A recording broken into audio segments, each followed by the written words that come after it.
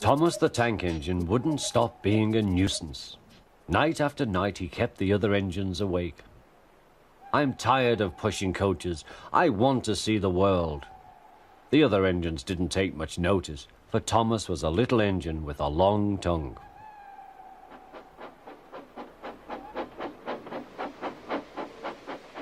But one night, Edward came to the shed. He was a kind little engine and felt sorry for Thomas.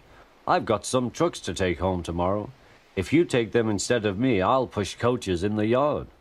"Thank you," said Thomas. "That will be nice."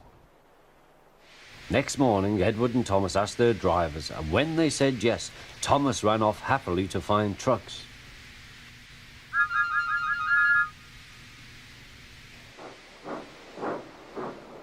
Now, trucks are silly and noisy. They talk a lot and don't attend to what they are doing. And I'm sorry to say they play tricks on an engine who is not used to them. Edward knew all about trucks. He warned Thomas to be careful, but Thomas was too excited to listen.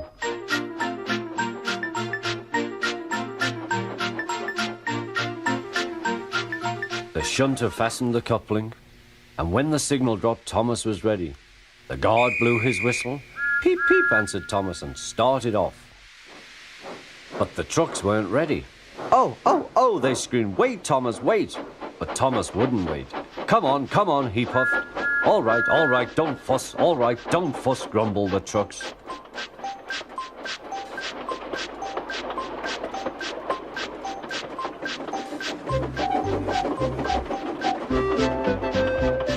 Thomas began going faster and faster. "Whee!" he whistled as he rushed through Henry's tunnel.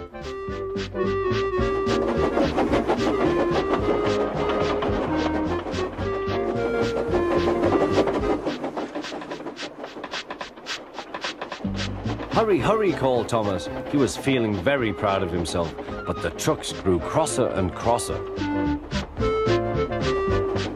At last, Thomas slowed down as he came to Gordon's Hill.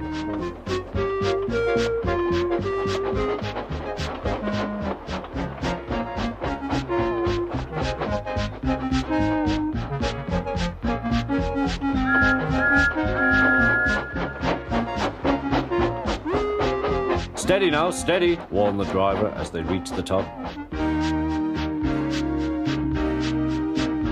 He began to put on the brakes. We're stopping," called Thomas.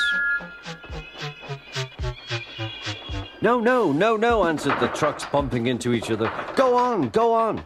Before the driver could stop them, they had pushed Thomas down the hill and were rattling and laughing behind him. Poor Thomas tried hard to stop them from making him go too fast. Stop pushing, he hissed, but the trucks took no notice.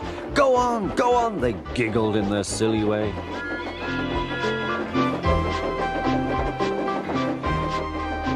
"There's the station. Oh dear, what shall I do?" he cried. He rattled straight through and swerved into the goods yard. Thomas shut his eyes. "I must stop." When he opened his eyes, he saw he had stopped just in front of the buffers. There watching him was the fat controller. "What are you doing here, Thomas?" he asked.